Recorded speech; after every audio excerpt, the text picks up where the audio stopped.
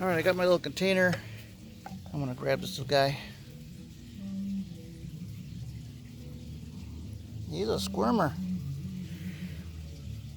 He's a little one, but he'll do. I'll put him in my little container right here. I have some little soil in there, some loose soil mix. So I'll collect a few of those there. Oh, here's another one. I'm gonna get him to wiggle away from that probe. I don't want to touch the probe. Oh, you rascal. He's a squirmer. Another little squirmer. Put him in there. Well, that's two right there in that area right there. And as you can see, this is kind of barren ground.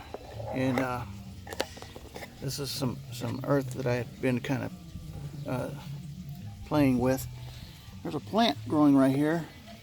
Anybody want to identify what that is? It looks like an avocado to me, but I don't remember putting an avocado in this area anytime. I'm not sure what kind of plant it is. If anybody can identify it for me, that'd be great. I do have some other growth of some flowers, wildflowers that are sprouting up out here on this little hill. I made this little area as a turtle haven. This water line that you're seeing right there is just an irrigation line that goes to my aquaponics garden area and greenhouse.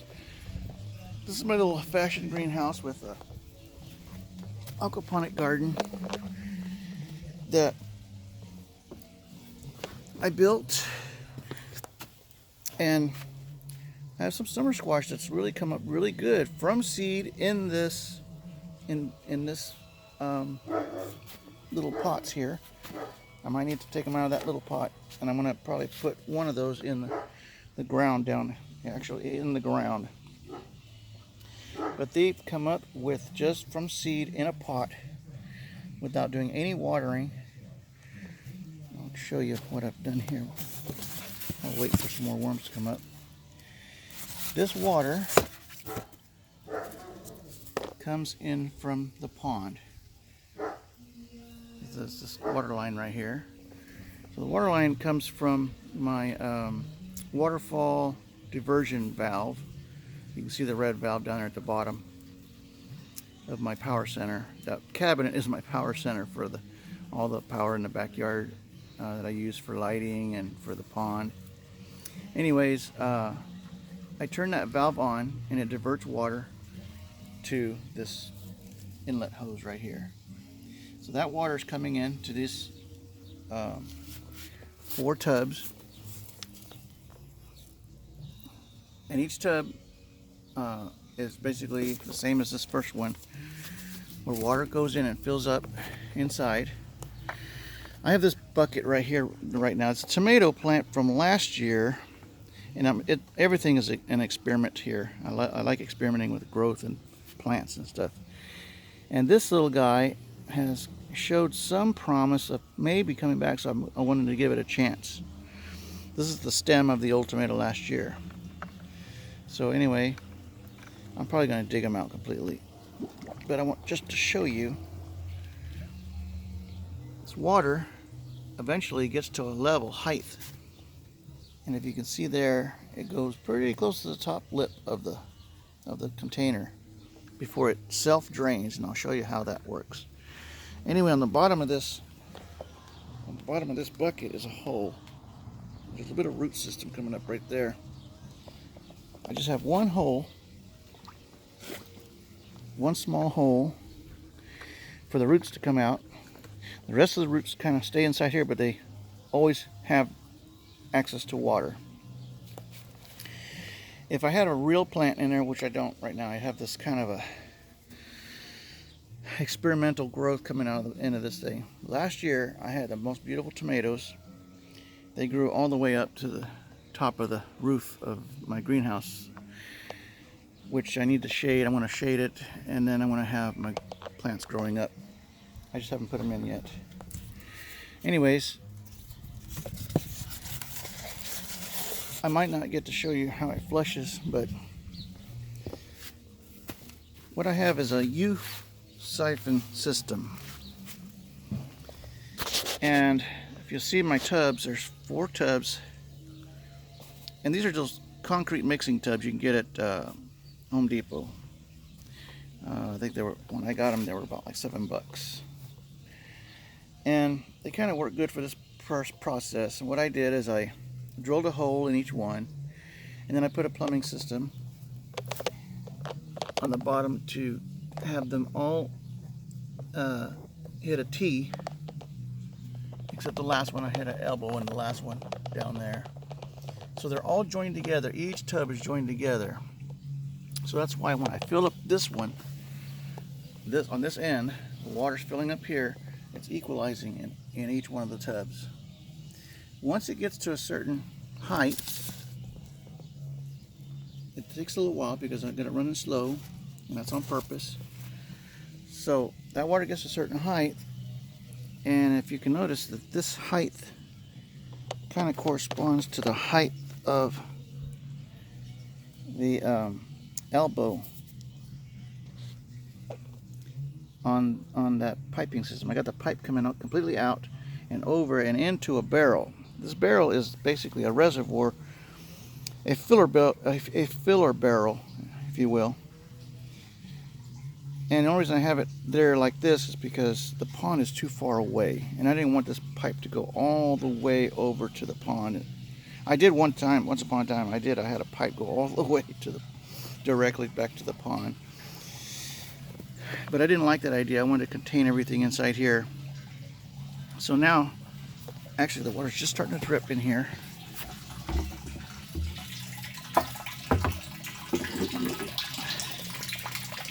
You can hear it dripping in there. Now it's starting to drip in here because the water level has reached this area right here. It's probably about right here right now in height, in correlation to where the height is on this tub. So if you look at it this way, you'll see that the water level is probably right here, and it's dripping down. So what happens is the water slowly rises in the pot, and that increases the rate of flow here. And what's nice is eventually the flow equals what's going in the top part, and the level inside this area reaches a height up into here, up in this top level, and all the oxygen, not oxygen, airflow is diminished. Once the airflow gets diminished to a point where there's no air in here, all the air has been pushed down, and there's just water flowing, that's when it flushes, and all the water flushes automatically. I don't have to come out here and flush it or hit a switch or anything. It just does it automatically on its own every day, 24/7. It takes about a half hour, sometimes to 40 minutes, for this level to reach the height. It's getting close, getting close. We might be able to see if we might be able to witness. Here it is. We're going to witness a flushing. Notice how the air bubbles are starting to come up to the top of that little pot. I had to design that little pot to make this happen, to make it work. It was trial and error for about 2 or 3 months. But I designed this perfectly nice thing that helps flush it, and I'll explain in a little bit. There goes a full flush. I thought it was going to take longer to do this, but perfect. So the barrel is filling up, and I had to dig the barrel. I dug the barrel down so that it would be it wouldn't fill up before the flush was over. That was another hurdle I had to figure out.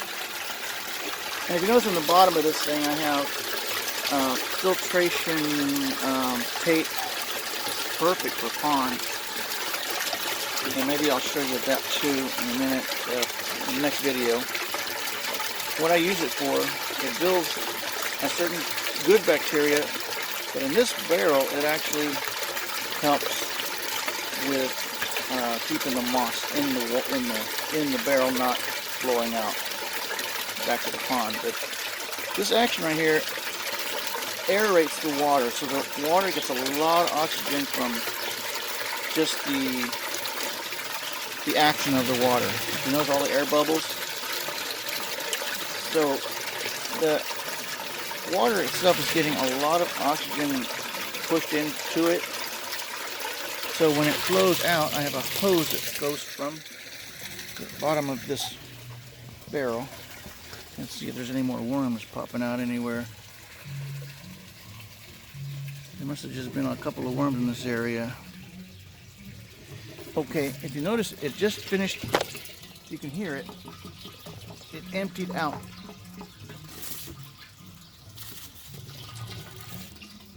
It emptied out completely.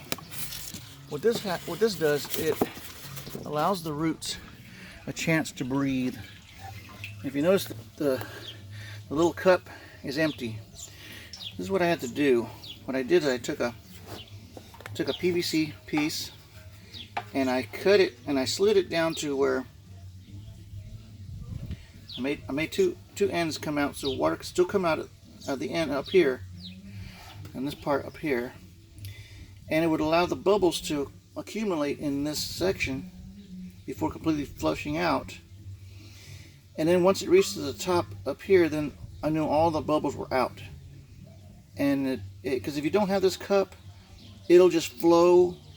It won't ever flow. It'll just continue flowing the same rate constantly as what's going in. It won't flush properly like it just did. It's hard to explain why. But anyway, so you can kind of see the design of my little cup. All it is an end cap. I put some glue on the bottom ends of these little sections I cut out. And the way I cut this off with the reason it's got these little bumps on it is because I used a saw. I was experimenting with different things. I couldn't get it to work.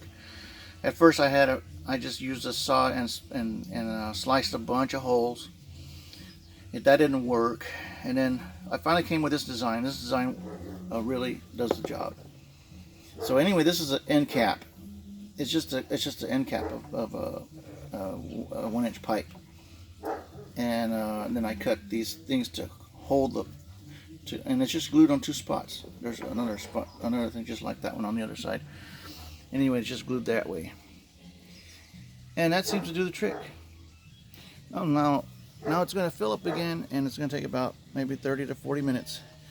And those roots in those plants are getting the nourishment they need and the air that they need to continue growing. So hope I didn't bore your socks off with that. Let's see, I'm going to show you the whoa, there's the turtles.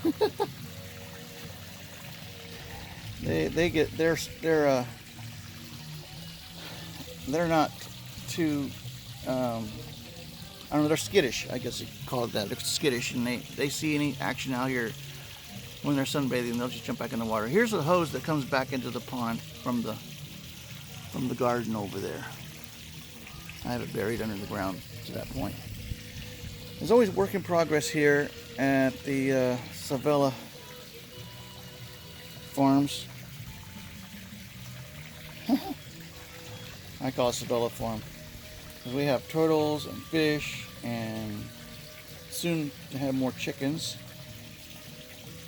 And there's beautiful iris, water iris. That's what this is. It grows in the water. I've had to change that bucket because my fish love to chew on the roots, and they basically almost killed my little water plants in here. So I have to elevate them to a point where they can't get to them. I used to have water lilies, but they've eaten them all up. Anyway, I'm gonna sign off. You can see our beautiful birds of paradise flowers. Aren't they pretty? Really beautiful. Orange. I mean, they've really bloomed beautifully this year. In fact, this plant, that second plant over there on the right, I dug it out and cut it down below with a shovel and took it out of this batch, moved it over there, and is doing absolutely fantastic. So there's always something to see here. Grapes are growing, and it looks like we're going to have some good grapes this year. We'll see. It's the first time I've had him come this way. We have our little bird visitors.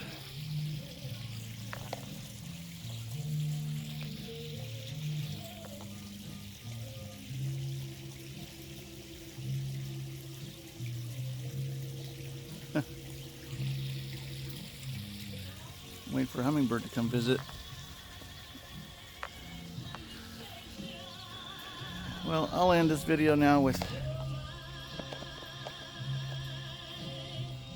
16 minutes. Alright, sayonara. See y'all later. I think I'll go finish my beer.